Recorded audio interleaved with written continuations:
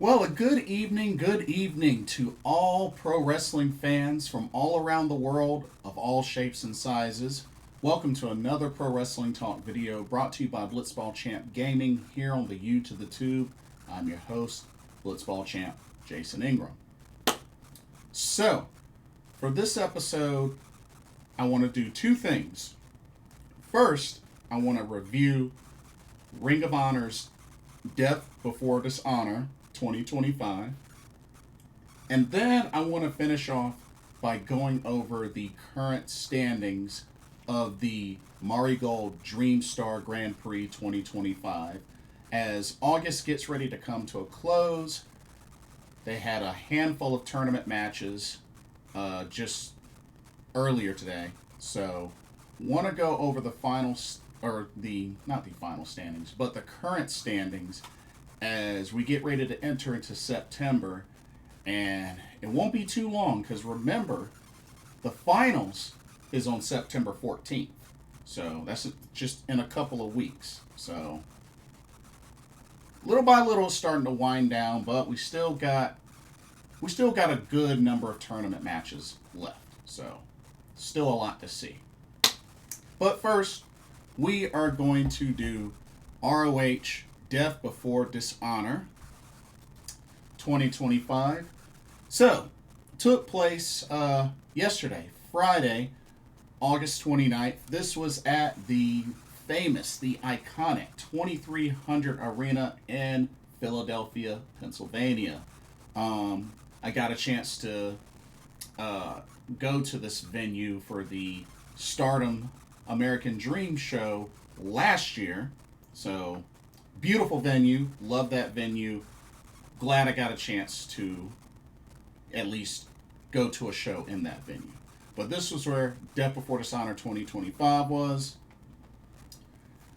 And we had a lot of matches. As well as some last minute 0 hour matches. And we're actually going to start with the 0 hour pre-show, which were 4 matches. We had 4 matches for this 0 hour pre-show. So let me go ahead and let me get my graphics up and then we will get started. Alright, let's jump right on into it. First match. Alright, we had a singles match between Jay Lethal and Jordan Oliver.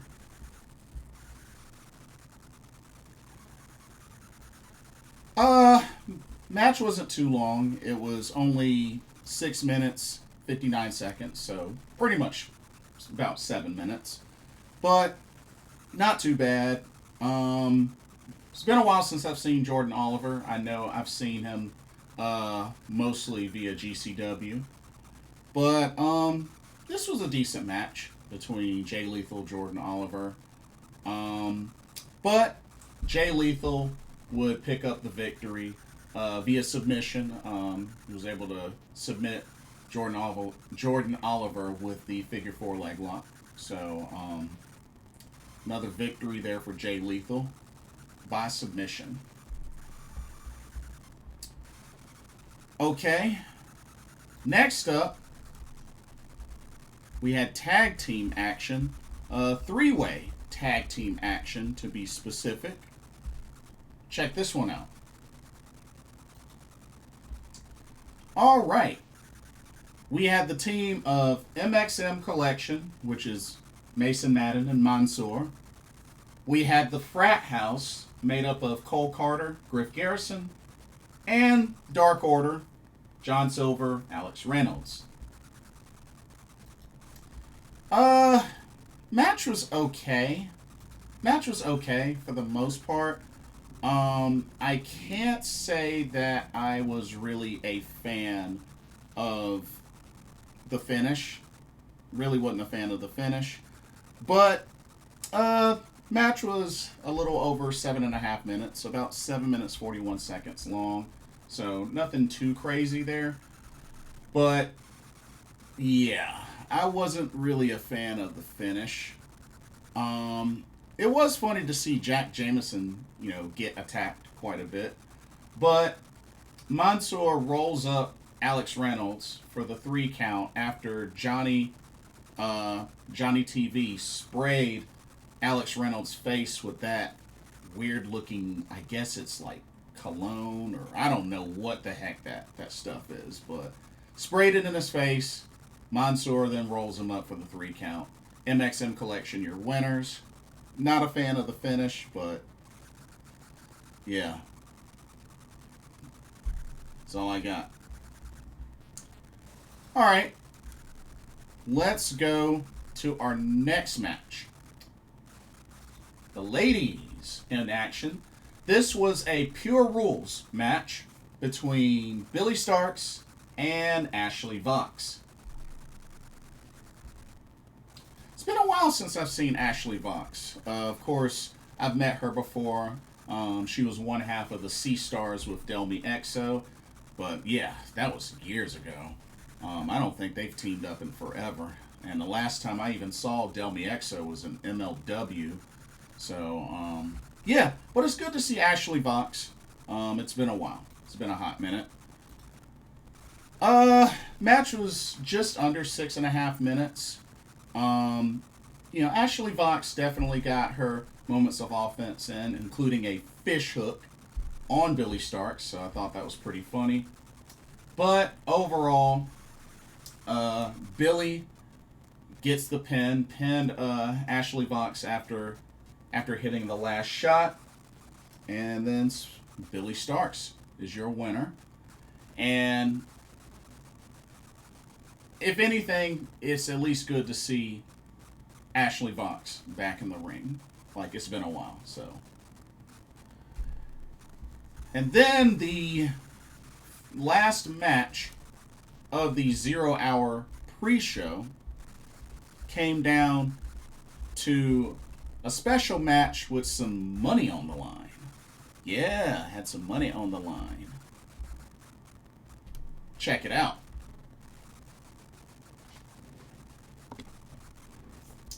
Okay, we had a fatal 4-way where the winner gets $50,000. Wow. You had Dralistico versus Adam Priest versus Angelico versus A.R. Fox. A great amount of talent in this match for sure. Of course, Adam Priest is the current DPW World Champion.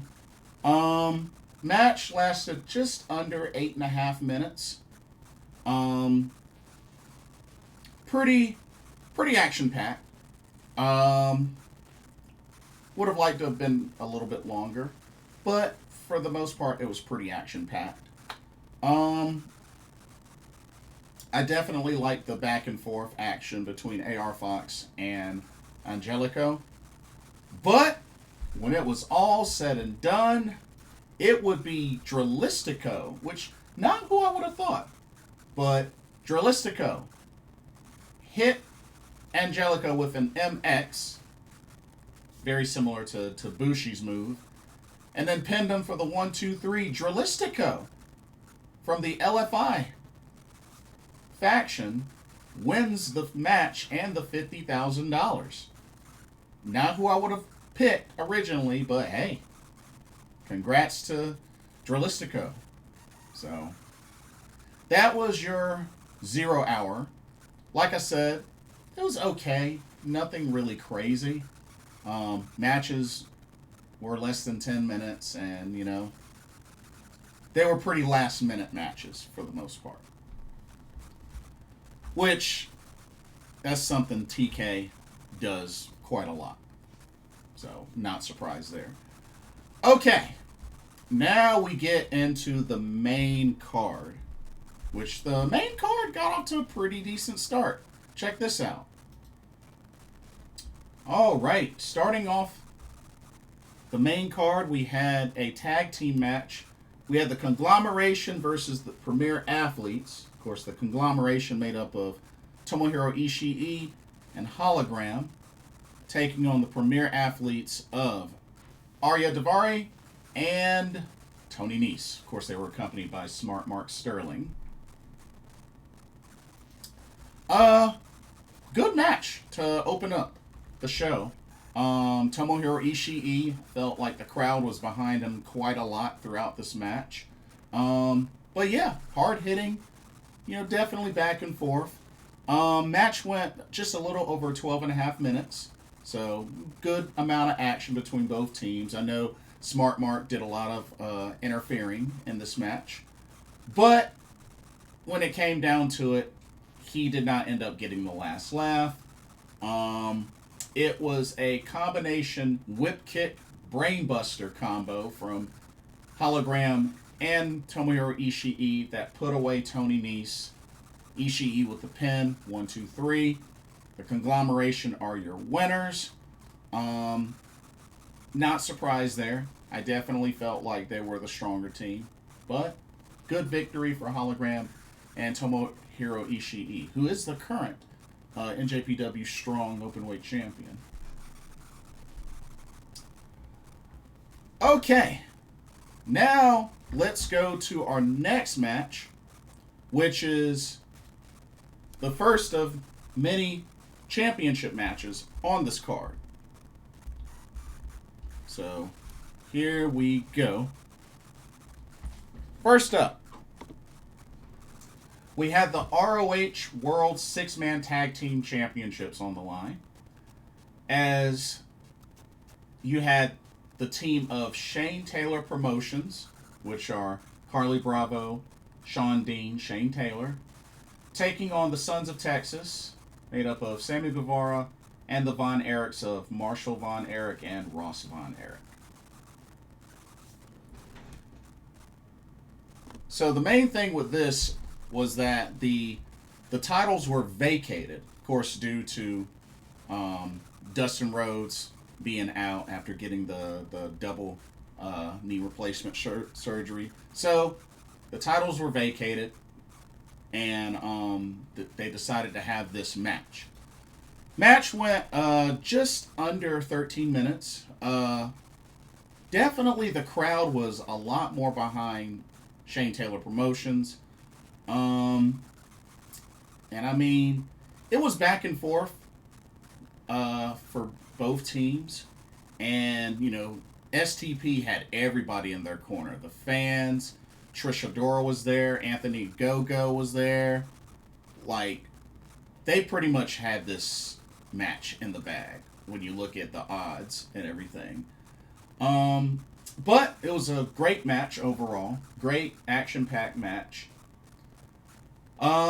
It would be Carlie Bravo that would get the pin on Sammy Guevara after him and Shawn Dean hit the, I believe it was called 2 to the head, that double curb stomp. I thought that was pretty cool. But yeah, and just like that, Shane Taylor Promotions is your new ROH World 6-Man Tag Team Champions, which I believe this makes the Infantry gives them their first ROH championship. So I thought that was really cool. And yeah, Shane Taylor Promotions, new 6-man tag champs. So good stuff there. Really good stuff. All right. Let's take a look. Before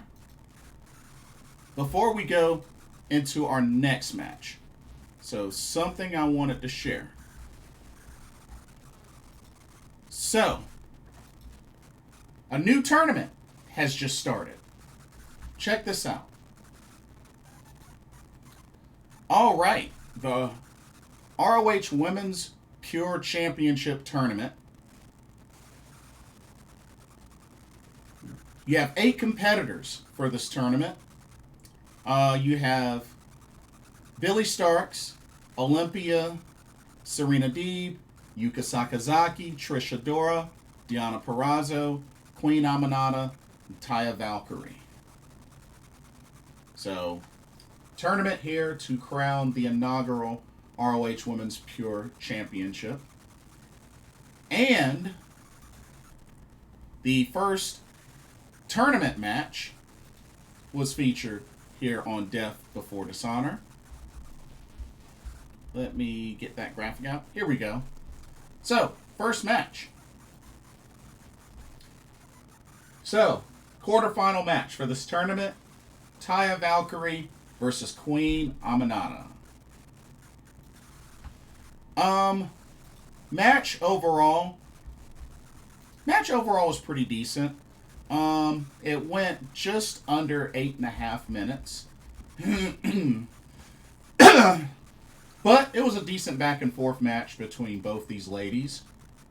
Although the finish seemed a little bit bland. Just a little bit bland. I mean, Queen Aminata just hit a headbutt, just dropping Taya Valkyrie, and then she just pinned her for the 3 count.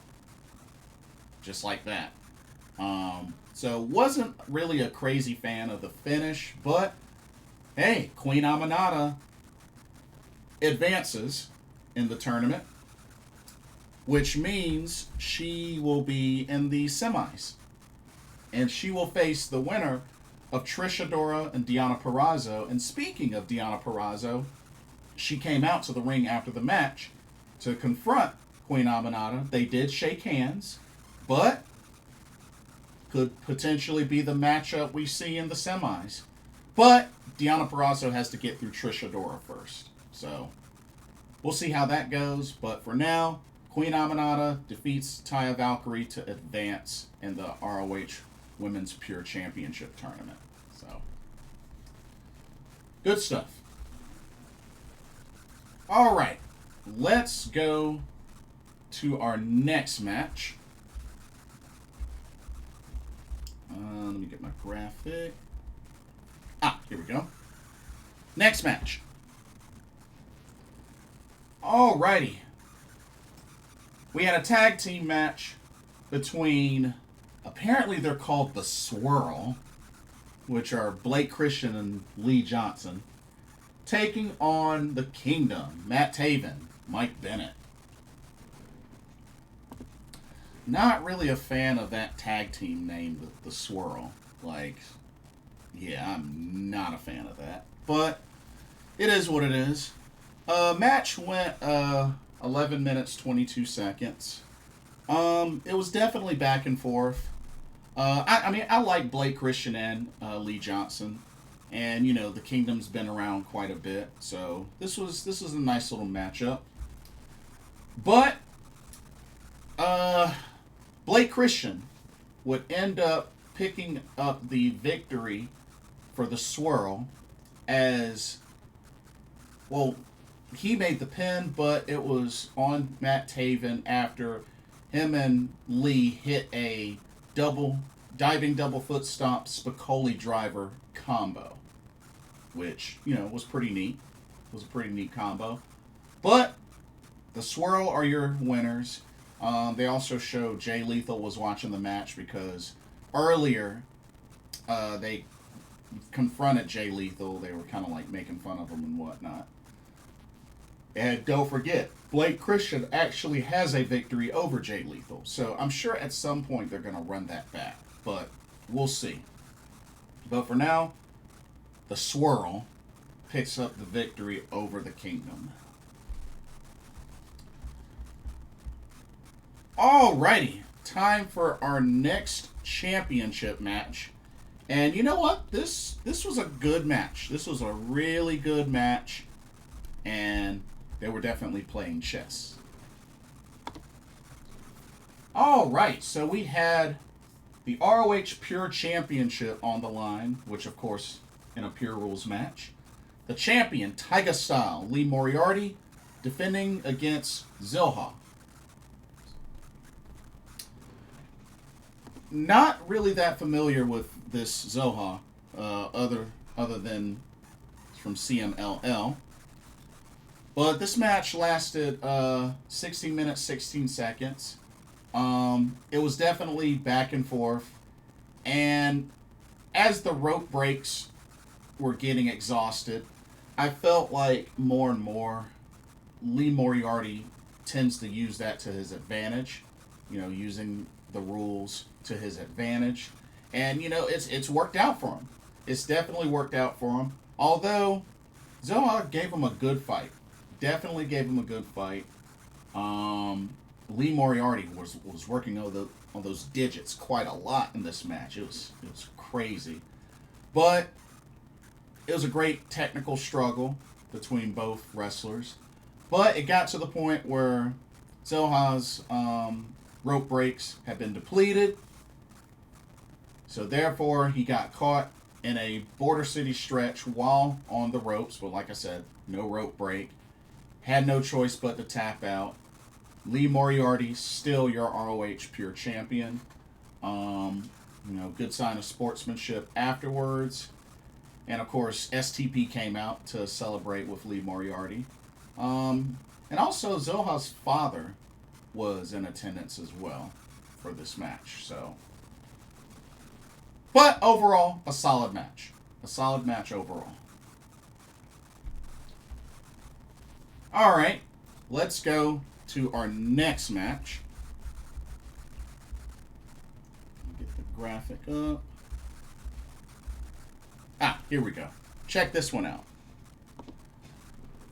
Alrighty, so we had a fight without honor between QT Marshall and Paul Walter Hauser. Brutal match. Definitely a brutal match. Went the distance. Lasted 20 minutes, 35 seconds. And I have to say, it definitely went back and forth. And shout outs to Paul Walter Hauser just for enduring what he went through. I mean, there were tables, there was glass, there was barbed wire.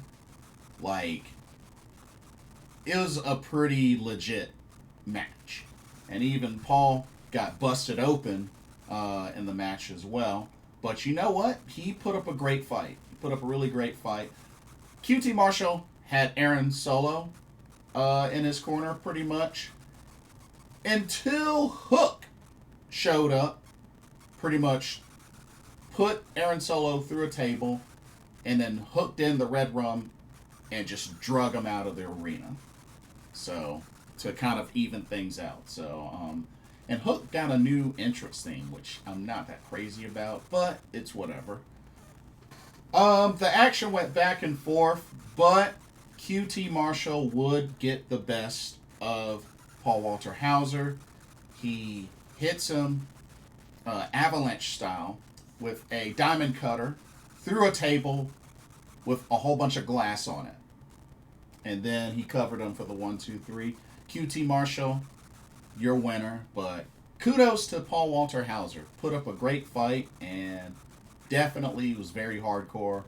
And, you know, I'm sure he'll do it again at some point. I'm sure he'll want to do something like that again. But pretty solid match. All right, let's go to our next title match. All right, here we go. So, Sammy Guevara pulling double duty. This time for the vacant ROH World Tag Team Championships. As you had the Outrunners, Turbo Floyd, Truth Magnum, taking on Sammy Guevara and a mystery partner. That mystery partner ended up being El Toro Blanco, Roosh.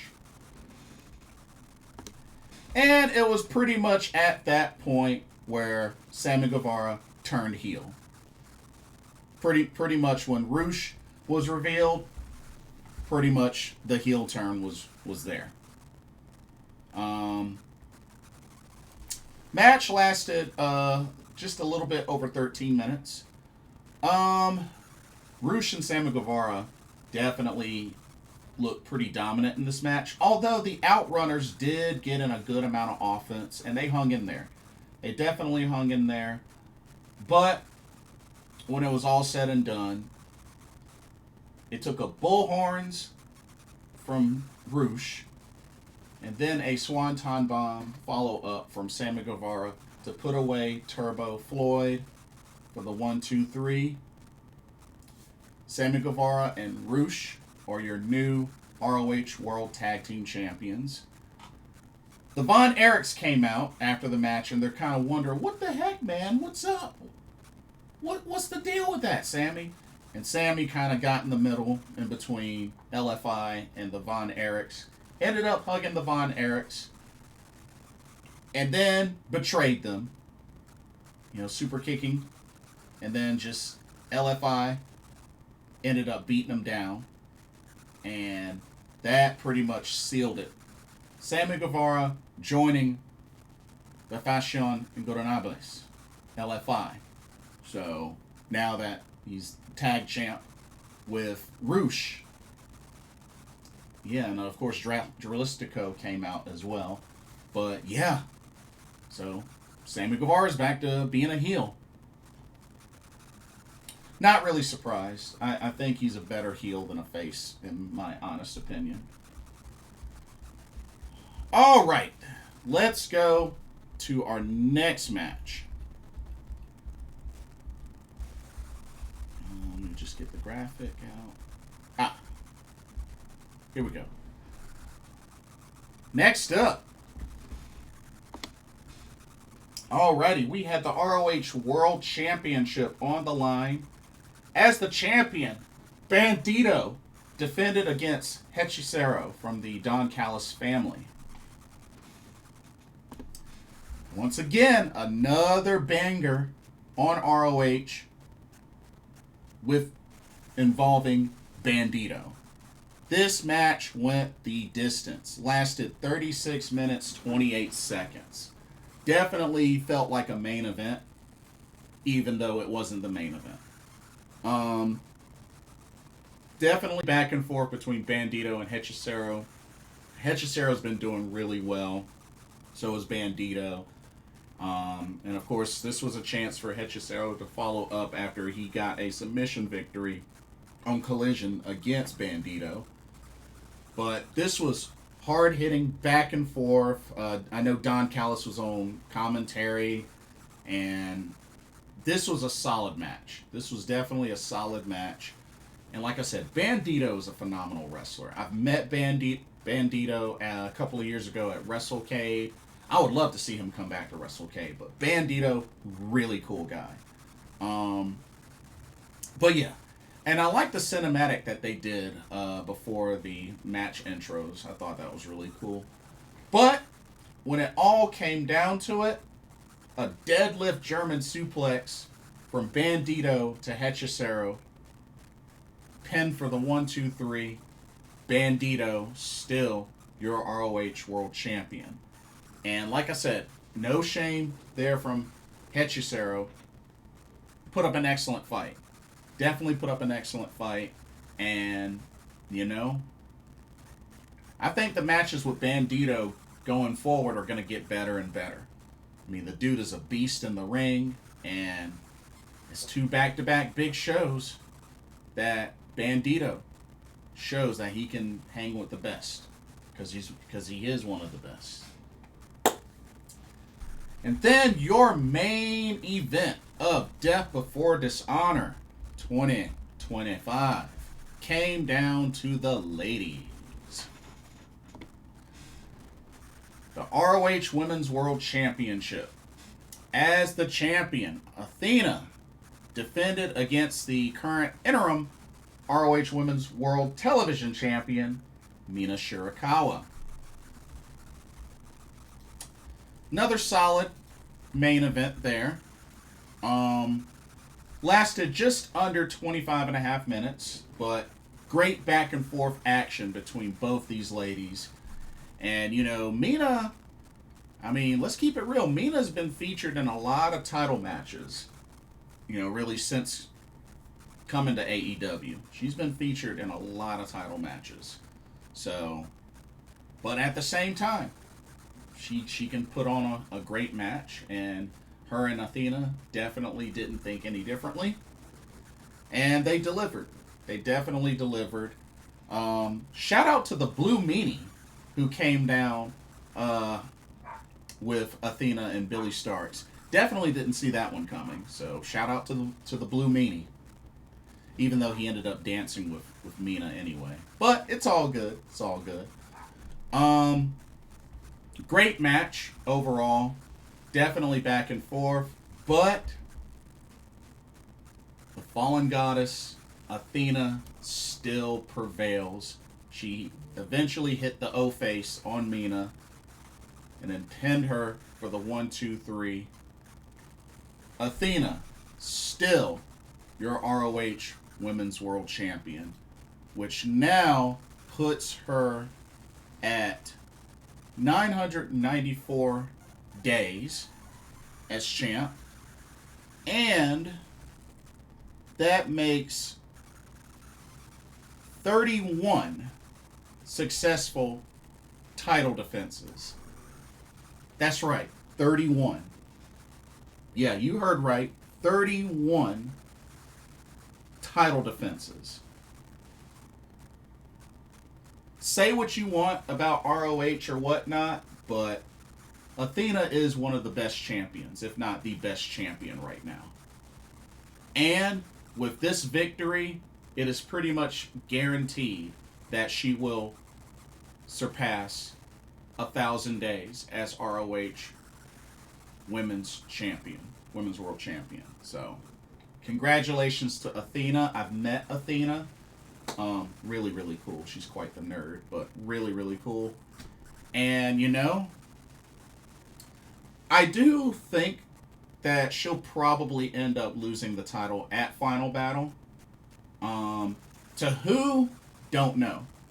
But I'll be very curious to see what challenger that they divvy up to face her at Final Battle. Just as long as it's not Mercedes. As long as it's not Mercedes, I'm going to keep an open mind. But it better not be Mercedes Moné. But, Death Before Dishonor. Pretty solid show.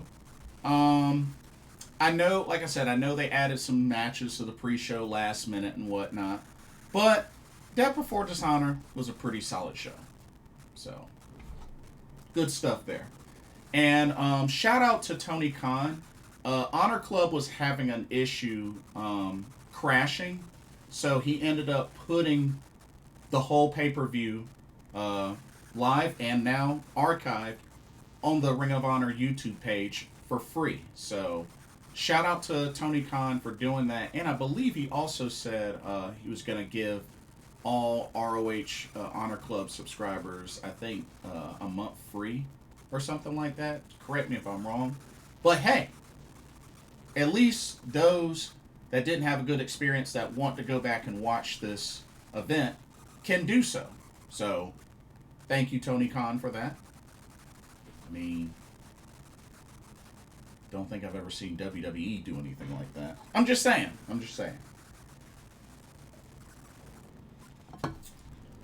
Okay. So now,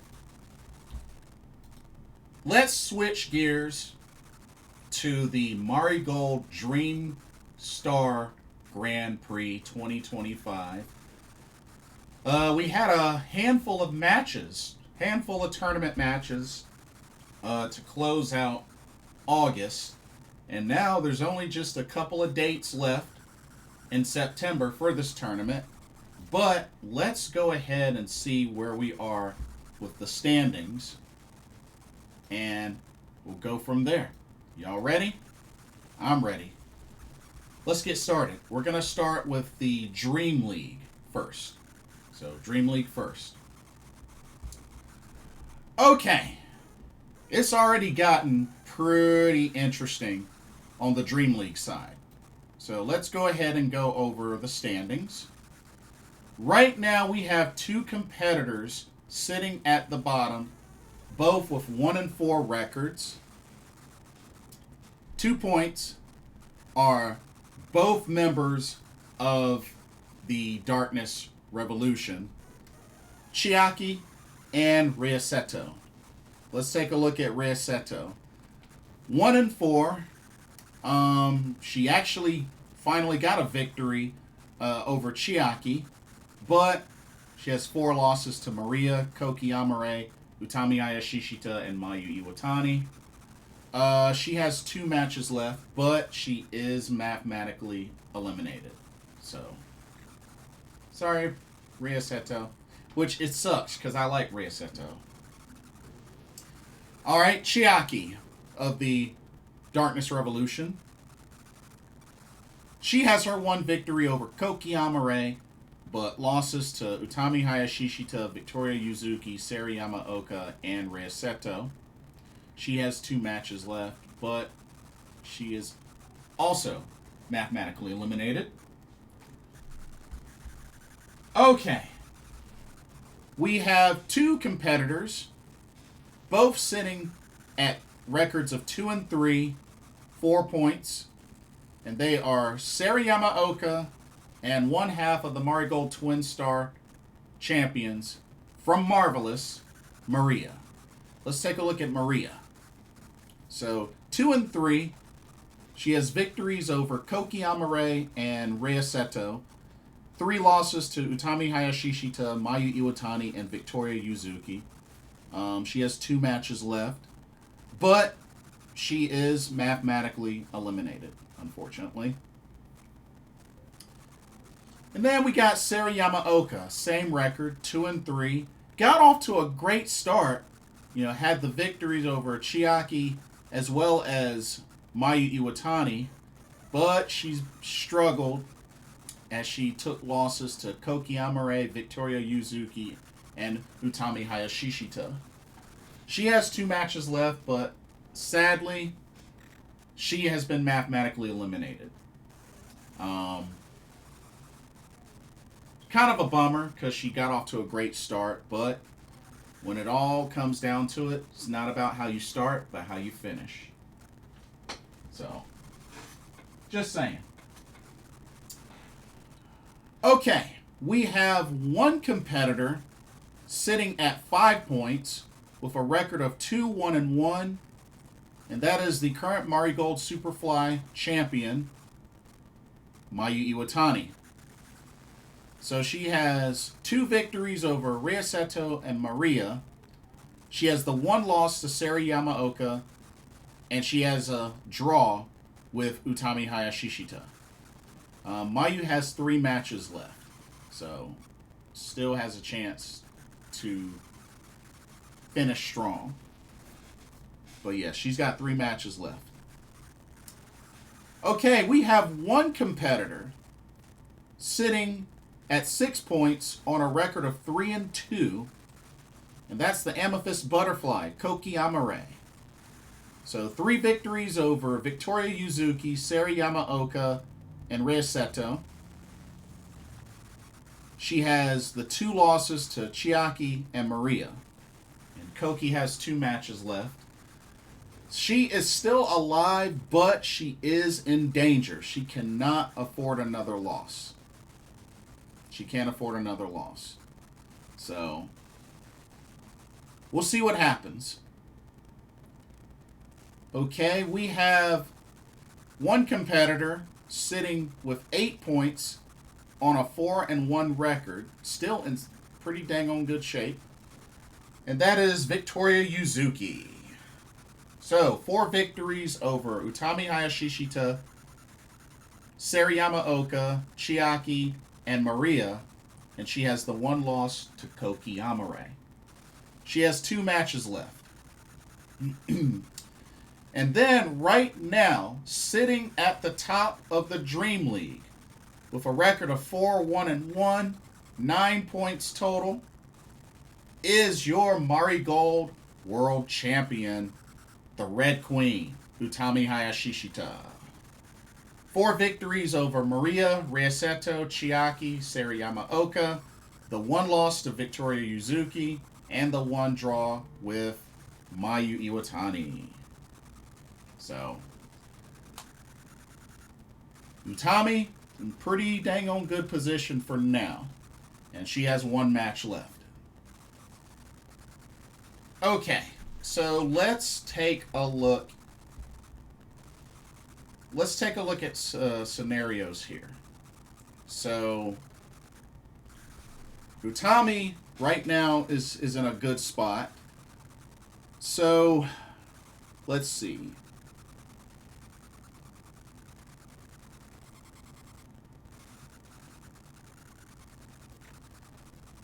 So here's the thing.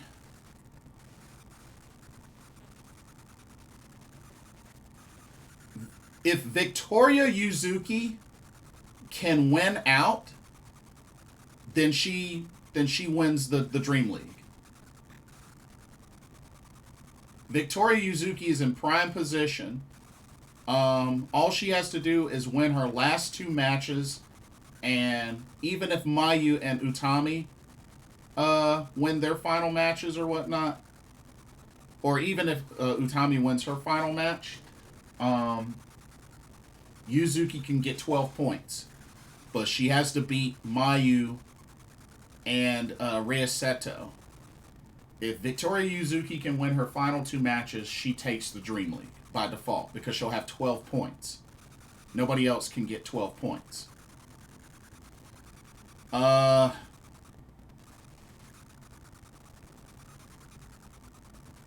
Koki Amare. Koki Amare has to win out. So she can only get 10 points. She needs to... And the thing is, Koki's final 2 matches are against Utami and Mayu. So Koki has a very, very difficult final 2 matches. And to be honest, I love Koki, but I just do not see her winning 2 straight.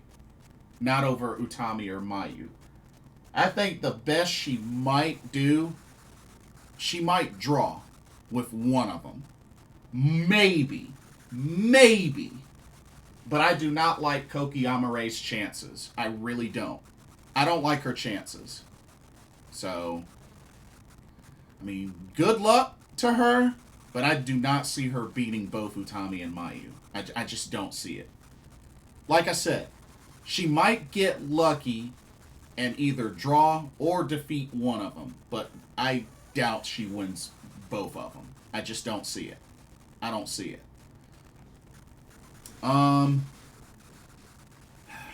Mayu. So Mayu has 3 matches left. And she can only get up to 11 points. For Mayu, I mean, she's still got to face Victoria Yuzuki. She probably will end up beating Chiaki and Koki Amare. And Utami's last match is against Koki Amare. So, I mean, when it comes down to it, I really feel like Utami could get her last win, and then it just really comes down to see if Victoria Yuzuki can win her final 2 matches. But the interesting thing is, if it comes down to Mayu and Utami tying at 11, then those 2 are going to have a tiebreaker match to see who wins the Dream League. So, which that could happen.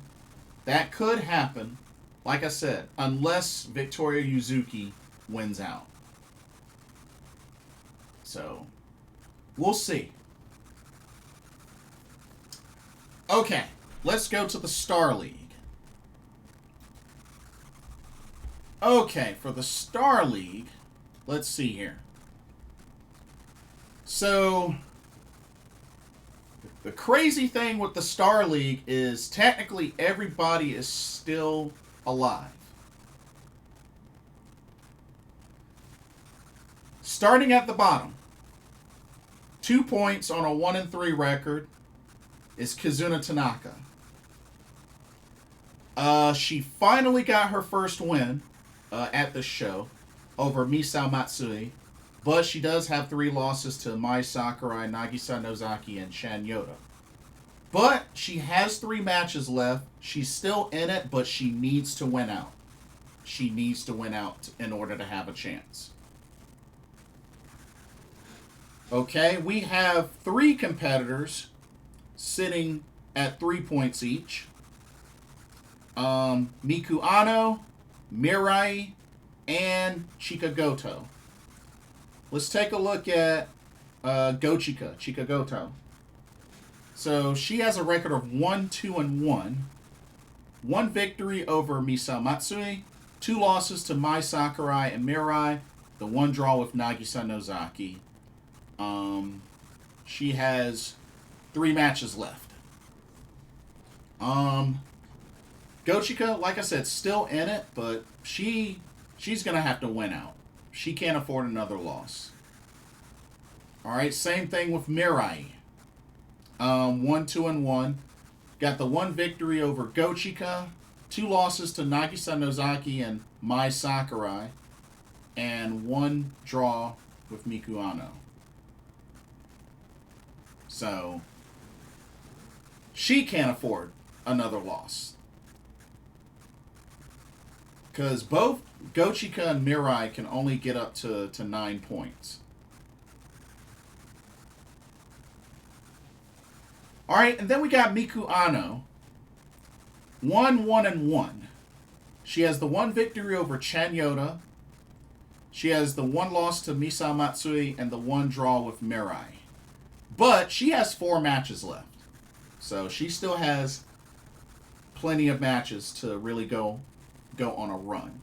She got off to kind of a rocky start, but she finally got a win, which she defeated Chanyota. And that's the thing. At least with this tournament, nobody is finishing winless. Everybody at least has 1 victory.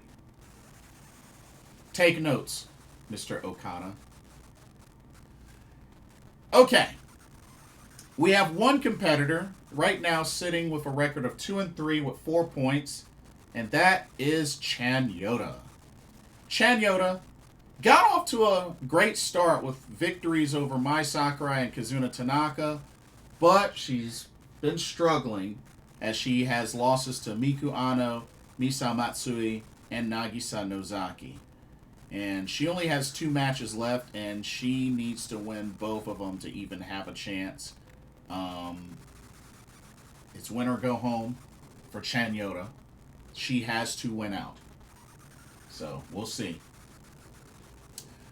Okay, we have 1 competitor sitting with 6 points on a 3-2 record, and that is Psycho Speed Misao Matsui. She got off to a great start, victories over Mai Sakurai, Miku Ano, and Chanyota, but has struggled some, and now took losses to Kazuna Tanaka and Gochika. She only has 2 matches left.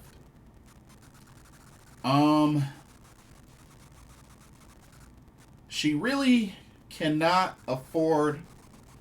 Well, technically... So technically she's not quite in danger yet. Let me fix this. So she's not quite in danger yet because she can still take a loss and still get up to 8 points. Let me adjust this. Okay. So, not quite in danger yet. But it would be in her best interest to win out. That way she'll get 10 points. But we'll see. We'll see what happens there. Okay. We have 1 competitor sitting at 7 points on a 3-1-1 record. And that's Nagisa Nozaki. Victories over Mirai, Kazuna Tanaka, and Chanyota. Got the 1 loss to Mai Sakurai and the 1 draw with Gochika. She has 2 matches left. Still looking pretty strong in this tournament. So, yeah. And then right now, sitting at the top of the Star League, 8 points on a 4-2 record, is a familiar face. This is somebody that made it to the finals last year, and that is the current Marigold United National Champion, Mai Sakurai. 4 victories over Mirai, Gochika, Kazuna Tanaka, and Nagisa Nozaki, but 2 losses to Misao Matsui and Chanyota. She has one match left. So here's the thing. Mai Sakurai, let's see, she can only get up to 10 points. Nagisa Nozaki can get 11 points.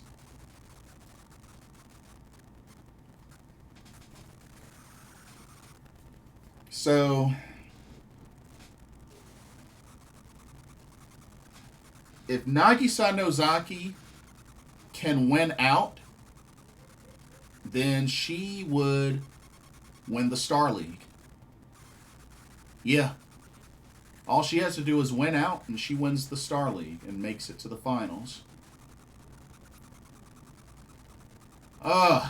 Okay.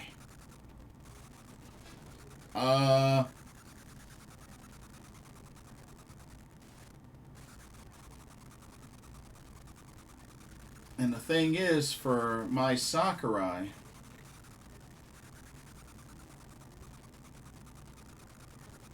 she needs to get this last match, and so she can get 10 points in order to really be at a near top position. And like I said, Miku Ano has 4 matches left, so she has a lot of leeway. Like I said, Mirai can't afford another loss. Gochika can't afford another loss. Kizuna Tanaka cannot afford another loss. Chanyota can't afford another loss. So, as it gets closer, you know, probably have a better idea of how the scenarios would look. Let's take a look at next matchups. So, going back to the Dream League, September 2nd is the next set of block matches for both leagues, for both blocks. So, September 2nd, we know we got Mayu Iwatani versus Koki Amare, which, like I said, I don't see Koki winning. Rhea Seto versus Victoria Yuzuki as well. That should be good, but I think Victoria Yuzuki should have that one. Sarayama Oka versus Maria. That could go either way. That could honestly go either way, but I'm probably leaning a little more towards Maria. But I think that one could go either way. So we got 3 Dream League matches for September 2nd. And then we have 2 league matches, 2 Star League matches on September 2nd as well. Miku Ano versus Kizuna Tanaka. Let's see. Chanyota versus Gochika. Okay, interesting matches there. Interesting matches. Let's see. Kizuna Tanaka, Miku Ano. I think Miku Ano's got that. Chanyota Gochika. Well, I'm thinking Gochika might pull it off. She might pull it off. But we'll see. But yeah, very, very interesting tournament. But just a couple of more dates left. And don't forget, September 14th is the finals. So they're going to do the remaining block matches and then the finals. So definitely look forward to that. But yeah, so that should do it. Also, shout out to Senka Akatsuki, who will be returning this weekend for the Marvelous show. So good to see her back. And like I said, I just also really hope the best for Moka Miyamoto as well, because you know whatever she has seems to be pretty serious.